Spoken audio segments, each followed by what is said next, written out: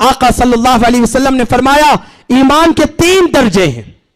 پہلا درجہ یہ کہ جب تم گناہ کو دیکھو تو اپنی پوری قوت کے ساتھ اپنے ہاتھ سے روکنے کی کوشش کرو.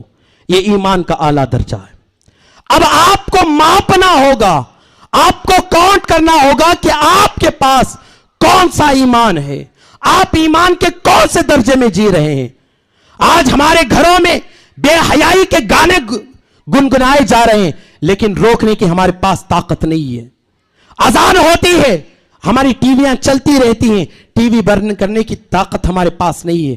آقا صلی اللہ علیہ وسلم ارشاد فرماتے ہیں کہ جب تم گناہ کو دیکھو تو سب سے افضل ایمان کا درجہ یہ کہ تم اس گناہ کو اپنے ہاتھ سے روکو. کیا ہم نے اب تک کسی گناہ کو اپنے ہاتھ سے روکا؟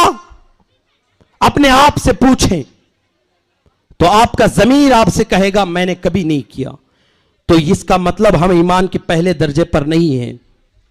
نبی پاک صلی اللہ علیہ وسلم نے ارشاد فرمایا جب تم کوئی گناہ دیکھو تو اس کو اپنے زبان سے روکو.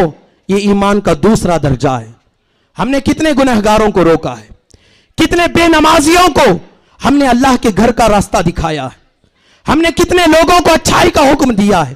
ذرا آپ اپنے آپ سے پوچھیں, آپ کو پتا چلے گا کہ آپ ایمان کے کون سے حصے میں جی رہے ہیں. اور آقا صلی اللہ علیہ وسلم نے فرمایا کہ اگر ہاتھ سے نہ روک سکو, زبان سے نہ روک سکو, تو ایمان کا جو تیسرا حصہ ہے وہ یہ کہ اس برائی کو دل میں برا جان لو. یہ ایمان کا سب سے نچلا اور آخری حصہ ہے. ہم یہی کام کر رہے ہیں. ہمارے ہاتھ میں, ہم زبان سے کسی کو روکنے نہیں جائیں گے, ہم زبان سے کسی کو نہیں روکیں گے, ہاتھ سے کسی کو نہیں روکیں گے. اگر اللہ نے ہمیں علم عطا کیا ہے اس کو برا سمجھیں گے اور اپنا کام کرتے ہوئے چلے جائیں گے. تو یہ ایمان کا سب سے نچلا حصہ. ہمیں نبی پاک صلی اللہ علیہ وسلم کی سنتوں پہ عمل کرتے ہوئے اپنی زندگیوں کو گزارنا ہو. آقا صلی اللہ علیہ وسلم کے فرامین پر آپ کو عمل کرنا ہوگا.